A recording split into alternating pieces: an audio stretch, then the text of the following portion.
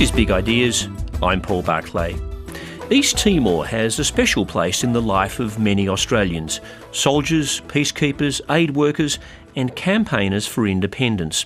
It's geographically close, only an hour and a half from Darwin by plane, and of course Australian soldiers fought in Timor during the Second World War.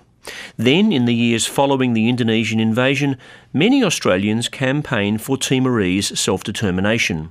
Our soldiers returned there as a peacekeeping force in 1999 to support the transition to independence. When former Timorese President José Ramos-Horta visited Australia this week, he was keen to remind us of our history and appeal to our belief in the fair go in resolving the current dispute over our maritime border. As one of a series of speaking engagements, José Ramos-Horta delivered the first Tom Uren Memorial Lecture, sponsored by the Labor Party. The late Tom Uren is one of Labor's longest-serving politicians and a man with a special connection to East Timor. He fought in Timor during the Second World War and for the rest of his life was a passionate advocate and supporter, awarded the highest honour, the Order of Timor Leste Medal, in 2013. In the first part of this talk, José Ramos-Horta pays tribute to Tom Uren's unwavering commitment to justice for East Timor. And in the second part, he addresses the dispute between Australia and Timor-Leste over our maritime border, where billions of dollars in oil and gas revenue are at stake. José Ramos-Horta was the President of Timor-Leste from 2007 to 2012. He delivered the inaugural Tom Uren Memorial Lecture at the Balmain Town Hall in Sydney. Good afternoon. It's really a great privilege to be here today with you in this magnificent initiative to honor the memory, the legacy of a great man. When Tom Uren passed away, I put a small message on my Facebook page, and I said, "A giant passed away. His legacy lives on." And I'm just very deeply honored to be invited here. I thank you for thinking of me to give this first Tom Uren Memorial Lecture.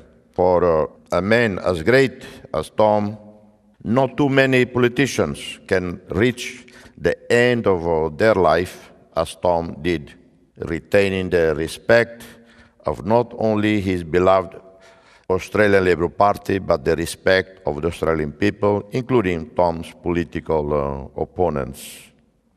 Tom leaves a legacy that is one of love and compassion, a legacy of how to be a good man and a good politician, how to live a life true to values and effect lasting change in society, how to not walk away from those in need, including us, Timorese, in our darkest days when we were told that we would never regain our independence.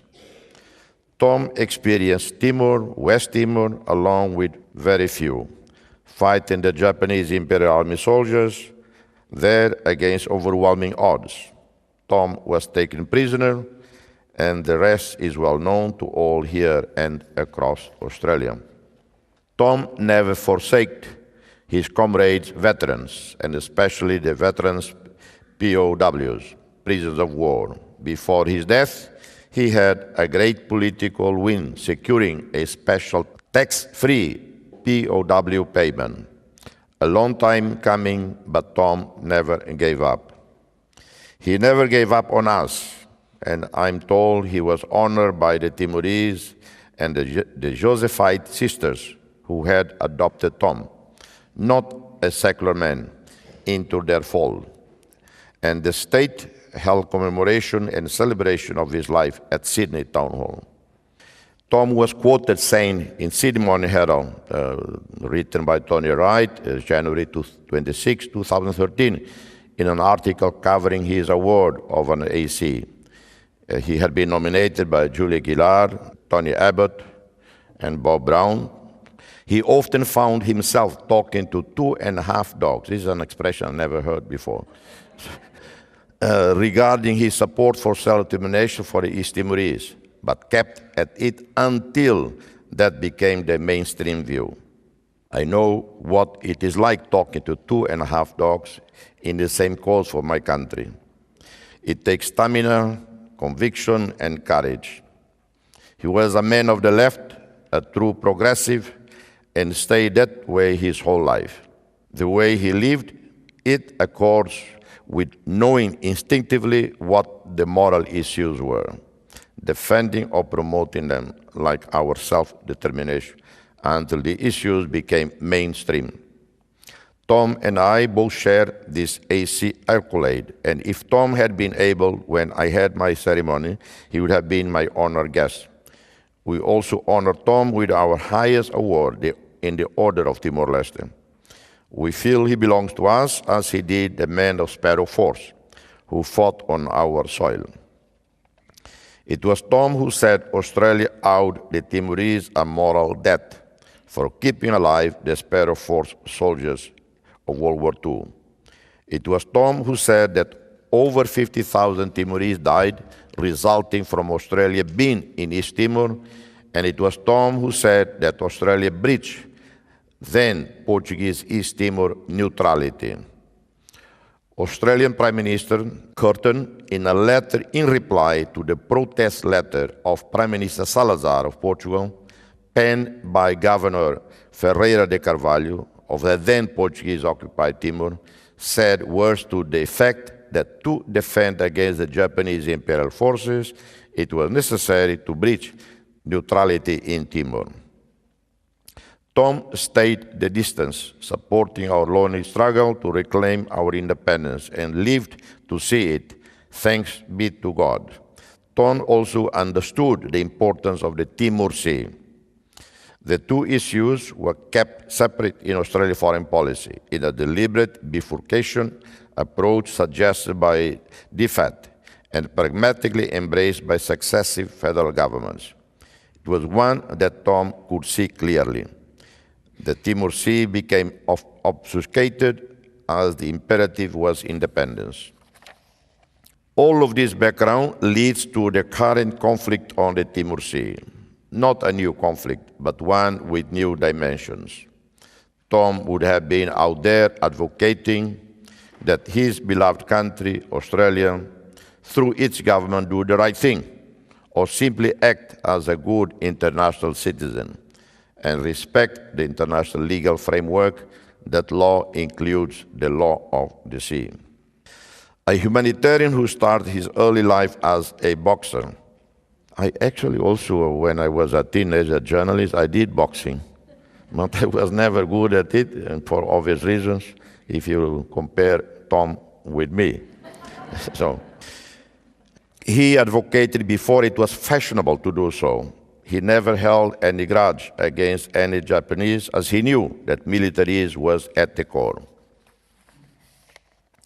I can see good people here today, people who stood in solidarity alongside us for our independence, and today still stand in solidarity with us on the Timor Sea dispute. There are things in our life that even they might be small, mark us. And when Janet McHugh, if she was here, she's there, I recall an instance, ALP conference, a state conference in Sydney at the town hall. And Janet and many other good people, men and women in Labour Party, moved a motion on Timor-Leste. It was heated argument. And there I was living in New York at the time. I had come to a tour to Australia, and there I was alone in the visitors gallery. And there she came and sat next to me to keep me company, to give me strength.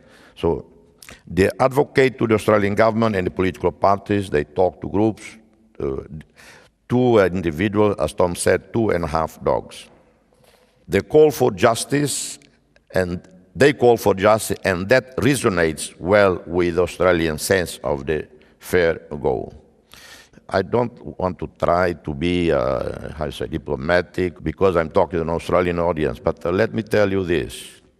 In 2000, I went to Jakarta from Timor. Who was with me? Xanana, Maria Alcatiri, Sérgio Vieira de Melo, the late special representative of the Secretary General. We were in the beginning of reaching out to Indonesia. And among others, we went to the Indonesian parliament. And there was the speaker of the parliament there. And of course, he gathered many people around for the discussion with us.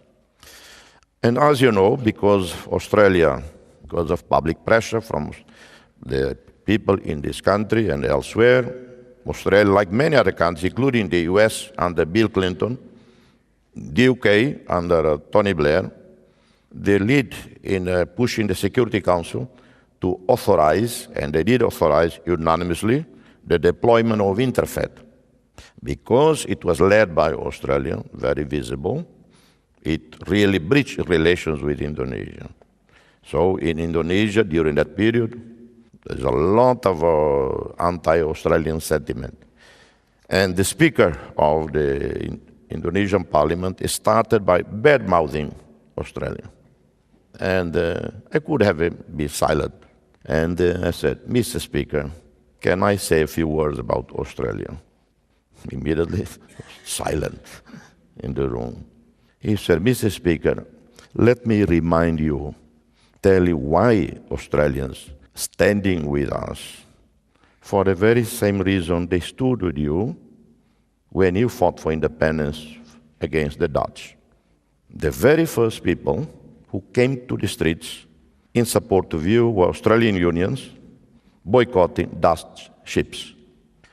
And the room went silent, and everybody, including the speaker, not in agreement. The Australians, because of their own history, where they come from, why they came to this continent, build the continent with their bare hands, they sympathize with the underdog. Never again, in my presence, there was any criticism of Australia. Well, a few years ago, I was in this country as president, a state visit. I was entertained in Canberra, officially, by the then Prime Minister, Kevin Rudd. And because Kevin knew I like port wine, Portuguese port wine, not the Australian port wine. I like Australia, but I don't like when you produce fake port wine.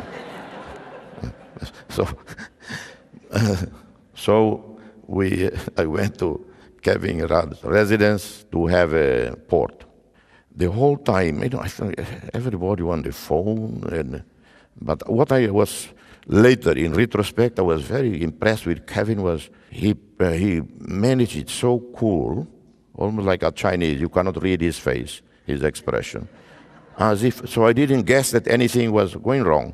But during the evening, like it happens in the Vatican with the popes and the cardinals, the next day a cardinal was gone, a pope was gone. But in any other country, it would be havoc, which is a remarkable thing about when a democracy is solid, when institutions of the state are, rock solid. And I thought my speech at Sydney Union, that is going to happen the next day, would be deserted because of the political or constitutional crisis in Australia. Well, at the time, the audience were mostly young people. There are many academics as well. So it was over 1,000 people still attending my talk. Because in many other countries it would be deserted. Either people were afraid or people would be on television to watch the drama. But in Australia it was so a great lesson from Australian democracy. But in the course of my presentation, Q&A, one student or one academic asked, does Australia bully you people? I thought through and I said, actually we are the ones who bully Australia. Every time we want something or we disagree with Australia, we talk to our Australian friends and they are the ones who bully the Australian government into changing policies. During the Timorese negotiations, in the beginning, Alexander Downer would call me infuriated because they thought I was the one orchestrating the whole campaign in Australia. I was totally innocent. Anyone guilty here, any Timorese, would be Abel Guterres, who I can say formally stand accused of doing it. But Alexander thought it was me. He called me, José, can you tell your... I don't want even to repeat a bad word, he said. You know how Alexander Downer can be angry. Can you tell them to stop? Then gave me a philosophical, political advice. They can win me over with honey, not with vinegar. Something to that effect. I said, Alexander, I have nothing to do with it. Your people are very independent-minded. It's not me. I don't know even who is doing what on this campaign. So that's why I said, we are the ones who actually bully Australia, so to speak. You're listening to José Ramos-Horta, the former President of Timor Leste, giving the inaugural Tom Uren Memorial Lecture at Balmain Town Hall in Sydney. He now turns his attention to the current dispute between Australia and East Timor over the maritime border in the Timor Sea. There are billions of dollars of oil and gas at stake, and so where to draw the line is hotly contested. East Timor believes the current arrangements with Australia are unfair and has taken its case to the Court of Arbitration in The Hague. José Ramos-Horta says that according to the law of the sea, the maritime border should be equidistant between the two countries, not the extended boundary of the continental shelf as Australia claims.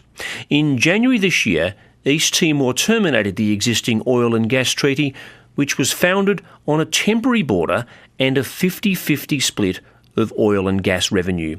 José Ramos-Horta invokes the spirit of Tom Uren in asking Australians to support East Timor's campaign for a permanent maritime boundary. I'm not part of the current ongoing negotiations process. We, Timorese, simply call for a just result.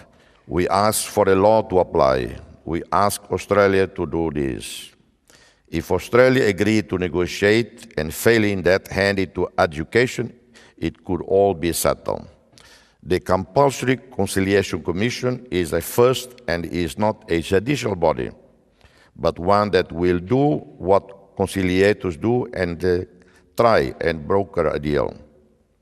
I'm not part of the Timorese team that is involved, which is led by Xanana Guzmão. It is a process that is confidential. We only know what is contained in the joint communiques that time to time the Commission issue signed by the two sides. And we know that it is time limited to finish by September 19. It has the power to issue a report that is handed over to the Secretary General.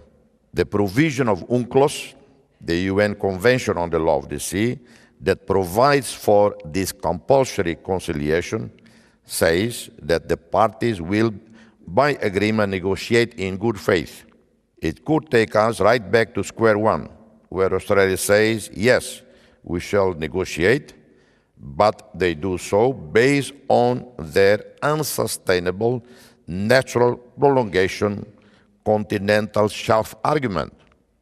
As you know, many countries, not only Australia, in centuries past, decades past, those who are on coastal areas, obviously, claim their boundaries to be delimited at the edge, at the end of what claimed to be continental shelf. This is no longer valid in international law, since UNCLOS, general acceptance, is the median line when the distance overlap. Each coastal state entitled to 200-mile exclusive economic zone, and the maritime boundary is the limit established within, in the middle. We know that the Australian government agreed to seriously negotiate and based in international law, not on the unsubstantiated prolongation of continental self-claim. If we had avoided that, a lot of our expense could have been saved. At its core, it's straightforward. The distance between our two countries, our respective coastline, is less than 400 miles. It's 362 something miles. The law of the sea is also straightforward. On this, when the distance is under 400 nautical miles, a median or halfway line is drawn. There can be adjustments for concavity. This was the law in the 1950s, and it is the law today. Australia chose to craft its unique interpretation on a singular one, as it has been called, one of the law then and now, by stating that their continental shelf goes all the way to some 30 nautical miles near the Timor south coast. Therefore, they have a geographical right to that area in the Timor Sea. In reality, there is a consensus among scientists that Timor Leste, the Isle of Timor, and Australia are part of the same continental shelf. In reality, the Australian continental shelf actually covers the whole Isle of Timor and end near the Atauru Island. So, if Australia were to consider the continental shelf claim, then it should claim Timor Leste, or vice versa, Timor Leste.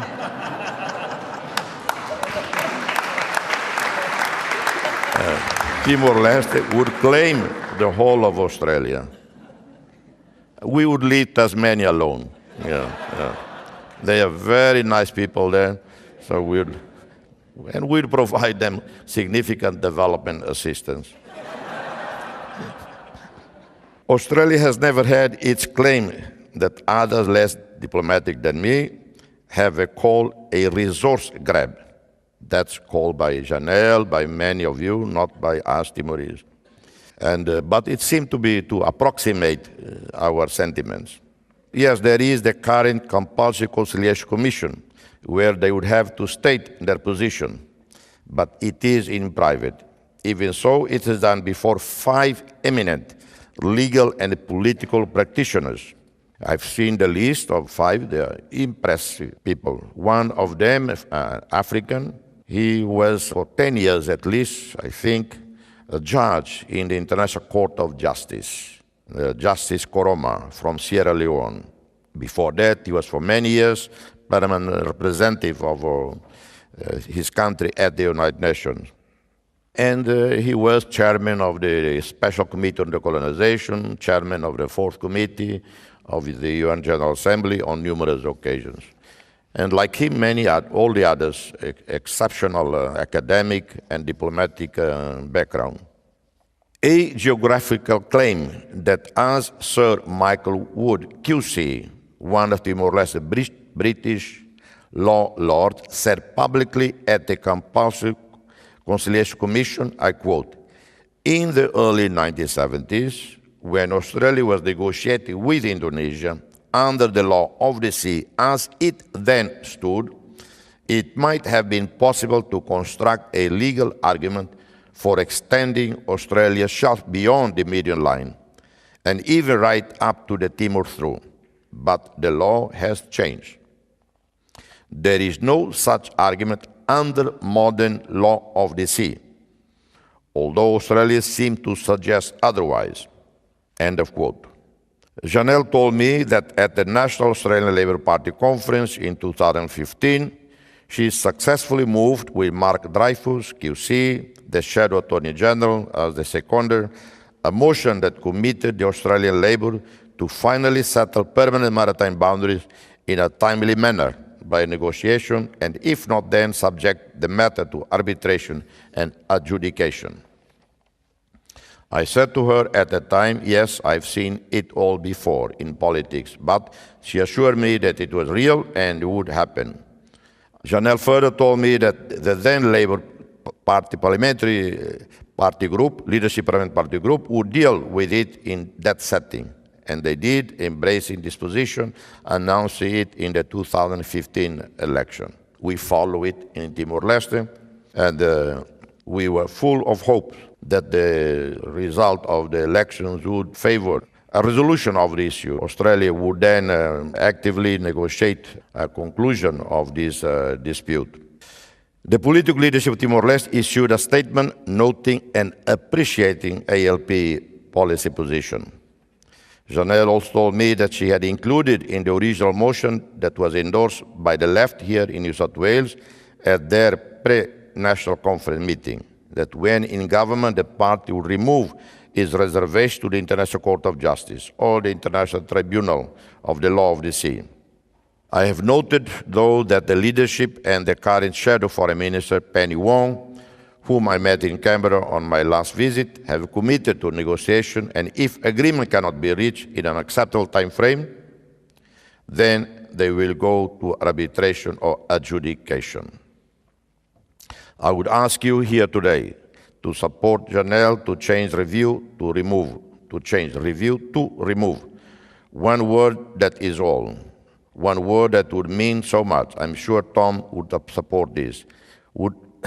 It would be the last piece in the puzzle, so to speak, to put things right in what is both a warm, strong relationship between our two peoples, but one wrecked by some 42 years of tensions, not honoring the moral debt that both Tom and the Sparrow Force coined, the jury recognition, allegation spine, and therefore a lack of trust. On the eve of our restoration of independence in 2002, the Australian government announced that it was withdrawing from these judicial bodies for the express purpose of delimiting maritime boundaries.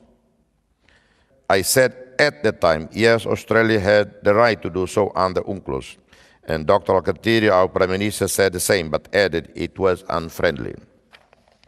What Australia did at that time can set an extraordinarily harmful, dangerous precedent for the international legal system, something that took decades, if not centuries, to build up, that to some extent can regulate relations among states.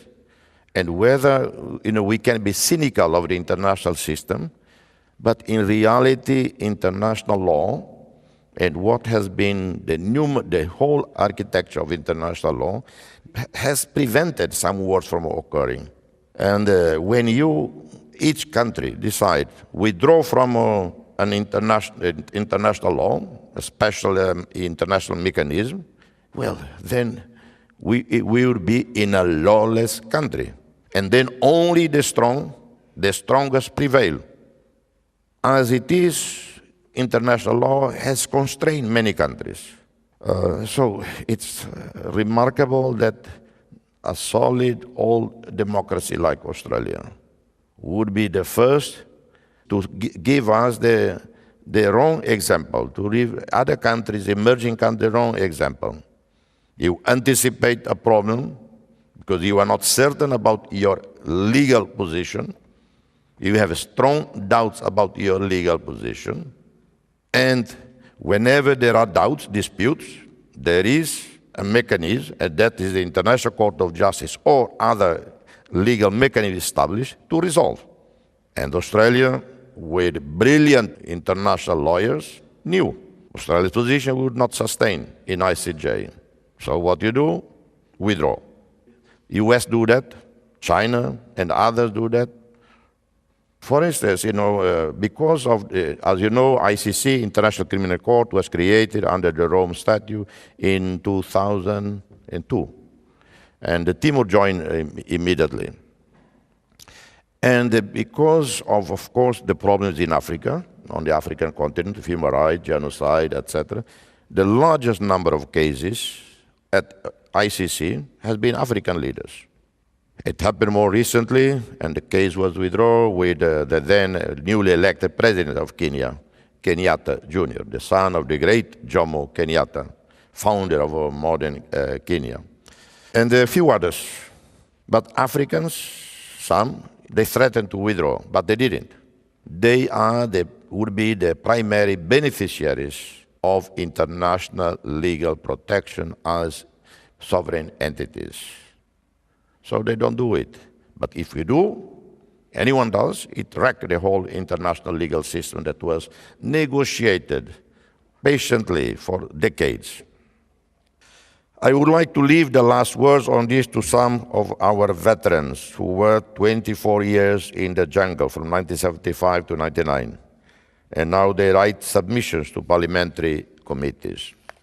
They have been deeply involved with Australian veterans, developing very strong links in marching Anzac Day and all over the country. The most recent, as you know, was led by President-elect Francisco Guterres, Luolu, as he is known. He has twice now come to Australia on veteran delegations. The past three have been led by Minister Xanana Guzmão, or Maumbot, as he is known. Maumbot means older brother. I mostly call him Abo Nana, because that's how he's also known affectionately. Abo. Abo means grandfather. Nana is shortened for Xanana. There is also a wonderful Timor Awakening project led by Inés Almeida, our Prime Minister's Veterans Liaison Officer, and Deacon Gary Stone, and Mick Stone, a former major in the Australian ISF, International Stabilisation Force in Timor Leste. From Veterans Care Queensland, that has Australian veterans, many with post-traumatic syndrome, reconnecting and connecting to veterans and entire communities right across Timor-Leste. The program has started a year ago, and each and every Australian veteran group that has come to Timor-Leste, I have received them in my home, entertained them. We spend 1 hour, 2 hours chatting. They are in Timor now, having spent a few days on Nauru Island, still a pristine place to visit. The Veterans National Task Force recently sent a submission to the Australian Parliament Joint Standing Committee on treaties inquiring into the ending of the CMAT agreement. I quote, "We further noted that when RDTL, Republic Democratic Timor-Leste, and Australia announced in January their respective positions on ending of CMATs, that both also announced that they would work to settle permanent maritime borders by the end of the Compulsory Conciliation Commission in September this year. Coming from Australia, we were pleased to read that, but remain cautious, as Australia has said before it would do this, but never did, and in our view, never had any intention of doing. That is why we ended up with the agreement regarding Timor Sea, and some 80 years later, as yet no permanent maritime boundary." Jorge Alves, Morris, Veterans National Task Force. I'm told that there is now the Tom Uren Trail here in Balmain, where he grew up, where he returned in his senior days. It is fitting to a man who was also an early environmentalist, urban planner, and with a real sense of how communities and cities should be shaped and how regions should be supported. He loved the environment, the arts, civilized living, and he loved people. He used the word love in public life, in politics, a rare thing and even rarer for a male politician. Many loved Tom, no more than his family here today. I hope that today I have been able to honor Tom's memory. And may God always bless you, give you bountiful health, endless wisdom to continue the teachings, example, the legacy of this great man, this giant of Australian politics, this giant of humanity, Tom Uren. God bless you. José Ramos-Horta, the former President of Timor Leste, delivering the first Tom Uren Memorial Lecture.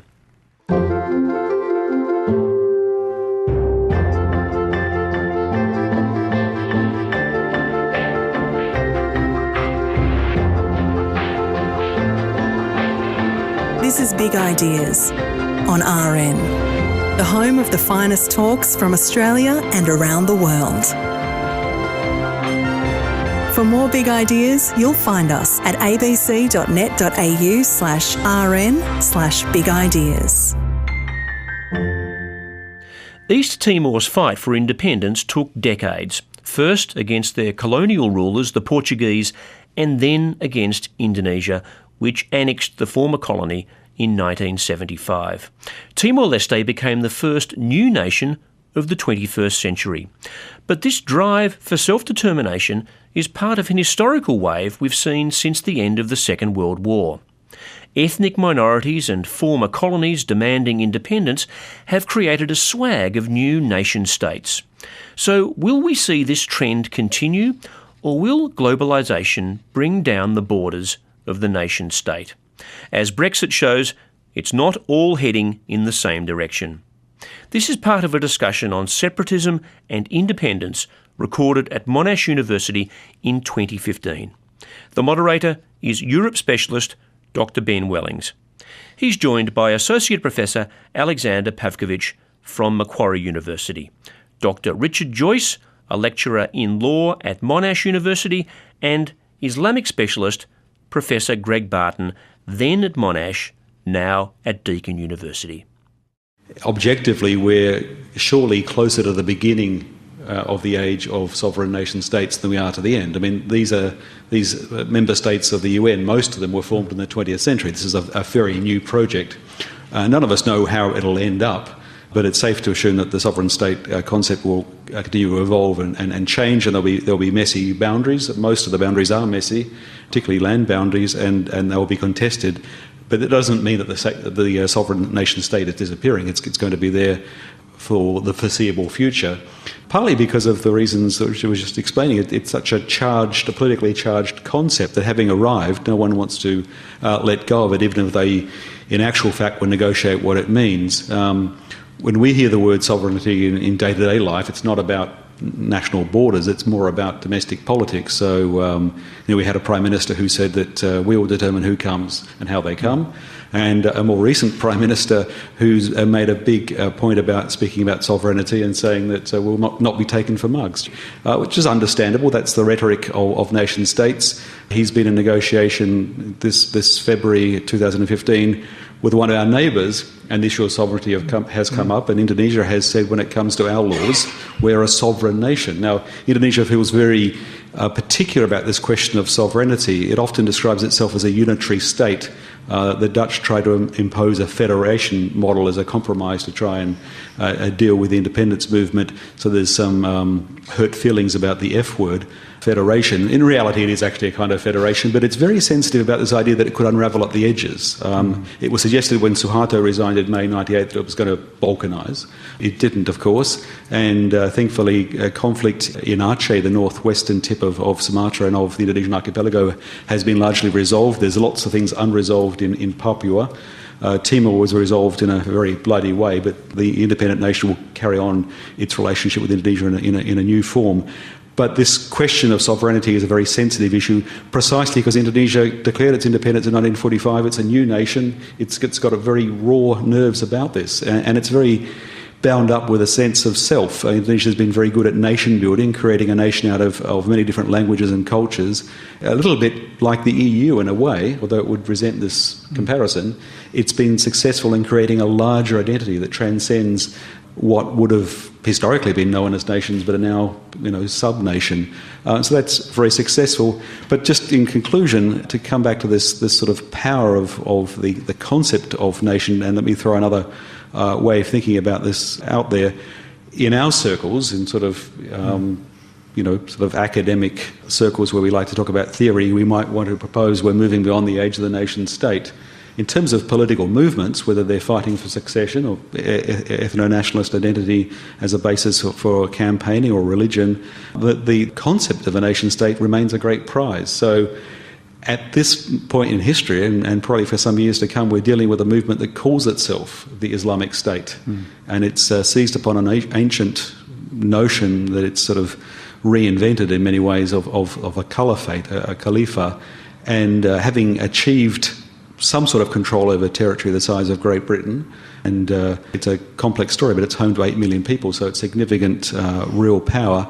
It's now drawing in thousands and thousands of people, including from our own shores, who feel that this is a glorious mission to be involved in, creating a new society, a utopia. It's a utopian fantasy, of course, with very dystopian consequences.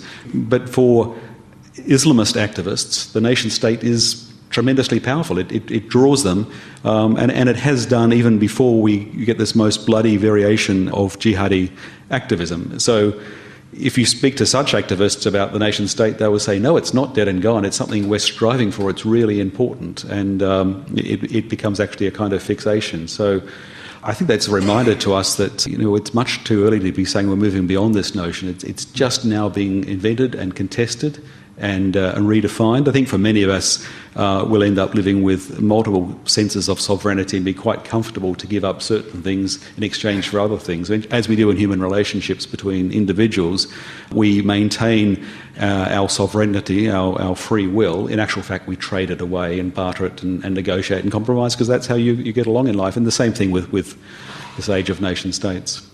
Well, I think that's a very useful reminder that we're at the beginnings of the era of the nation state. I mean, it's usually put out there that we're kind of at the end of it, and this is something that's being superseded. Regional blocs, of course, after the Second World War, were seen as the next big thing, and in some ways that process is still evident, but I think it's a useful reminder to say that statehood, whether that's through secession or whether that's through re-establishing a caliphate or pulling together a project to bring different countries together, be it Indonesia or the European Union, is still very live. It's still out there. What are the most common factors that trigger secession and attempts to create new states? Well, to start a new state, you need to feel that you are living in a foreign state, that this is not a state of your own. So you need to feel that you are under alien rule. And even in peaceful cases, such as Scotland and Catalonia, the core secessionist population certainly felt that the states in which they were living are not their own. So that's a general setup. And if you go that way, then you will find a huge number of groups in the world who are permanent minorities, who are living in states where the majority is not belonging to their group, and therefore they can rightly feel that they are living in a foreign state. But that's not sufficient. That might be necessary, but certainly not sufficient, because in that case we would have probably thousands of states if we go by that criteria. What you need is an additional grievance, or set additional grievances. And they can be of two kinds. The first one would be political, where you feel that the access to political decision-making is denied to you in one way or the other, either systematic discrimination or through coercive oppression. And that is, of course, difficult. That kind of case is difficult to make in European type of democracies, multi-party democracies. So you usually don't go that way. You look at economic grievances, and that is much easier to make out if you are living in some type of economic crisis where everyone is living on the impression that something is being economically denied to them, and then you can always argue very easily, my group would do better in a state of one's own. The trouble with this kind of grievance is that you need to convince a large number of people that this is true, that a new state would do better. And as you have seen in the case of Scotland, they failed. And there are multiple reasons why this kind of thing fails. But it's much easier if you are exposed to violence. If you're exposed to discriminate or targeted violence, it's much easier to say, okay, we are victims. We need to get out of victimhood. We need to defend ourselves. The only way to defend ourselves is to have a state of one's own which will defend us. And in many cases, it's a very plausible argument which is difficult to deny. And in cases of very violent secessions like the one of Bangladesh, you had prior to that a massive killing of the local population by the Pakistani army. And after that, it would have been difficult to say, oh, look, just forget that, let's live together, let's love each other after massacres. So that is a major grievance that can fuel a secessionist movement. In that case, the state is a form of self-defense, where a group is defending oneself. But as I said, in many cases, like the case of Quebec in Canada, Scotland, possibly Catalonia, Veneto in Italy, it is difficult to make a case that you are a victim of any particular kind. So you may want to construct victimhood, and you may want to also construct alienhood.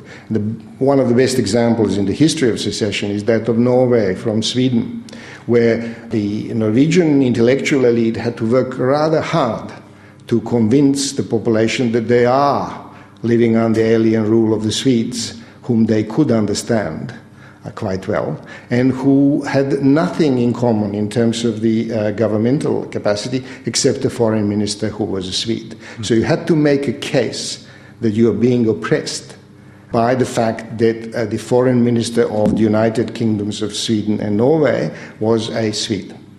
They did make a case. The plebiscite was carried out with only a few thousand people voting against the secession. So you have in 1905 the first case of 20th century peaceful secession with the plebiscite, which was demanded by the Swedes, not the local population, local leaders, but in which the actual differences between the two nations were not that great that they couldn't, as it were, survive together. And then finally the story is a happy ending story. Both countries from rather poor countries within 30 years became leaders of social democracy, and now the paradigms of an advanced industrial states. So one can say here secession has a happy ending. And we can give you a few other examples, but one needs to always say, well, there are many unhappy endings as well. So it's not a universal cure. No, okay, so there's the difference between voice and exit, and also the role of violence in these movements. Greg, did you want to come in on that? Yeah, I just wanted to add one point to Sasha's point, which was implicit there, but just to draw it out, what you also need is opportunity and structural circumstances that provide that opportunity. And one of the things that stands in the face of that is the transaction cost, which often is horribly high in human terms. And if we want to get a sense of that, look at Syria today. It's just almost beyond imagining the price that people are paying without any certainty about where they're going. Not because they chose this, but this is a sort of reminder of why revolutionary transition is such a fraught business. So much happier ending with Sweden and Norway, and fairly low transaction cost and making good on that. But I think that probably points to why there isn't more concerted attempts, because people look at the transaction cost and say it's just not worthwhile. Indonesia had a traumatic experience for different reasons, polarisation between left and right in 65 and 66, and I think that's left an abiding sense that we never want to pay that price again. And many nations have this kind of memory that say, well, whatever our grievances, it's just not worth going there. It's better to compromise. Well, it's just interesting to speculate then, isn't it, about if Norway had had all that oil and gas in 1905, what would the outcome have been? So there's opportunities and there's a sense of grievance. There has to be a kind of a foundational sense of difference, although what Sasha was saying is that can actually be created from a fairly low base, although history is important here. I mean, Norway was an independent kingdom for a long time, and I think that those nationalists were able to draw on that kind of history. But what it points to is that secession is not a sort of straightforward thing. There are groups, individuals, institutions, states that are not keen to see secession or independent states, particularly from their own territory. So I want to turn to Richard there and say, well, Richard, just from your perspective in international law, why are separatist claims problematic in international law? The short answer is that there is a tension within international law between the principle of self-determination, which has become more and more important, particularly in recent times, and the idea of the respect for territorial integrity of states, another core feature of international law. And international law is not built on the state, it's certainly built around the idea of the state. And the right of self-determination has a long history, both in political thought as well as in law, and it appears in really core texts of international law. So it's in Article 1 of the UN Charter, where we read about one of the UN's purposes is to develop friendly relations among nations on respect for the principle of equal rights and self-determination of peoples.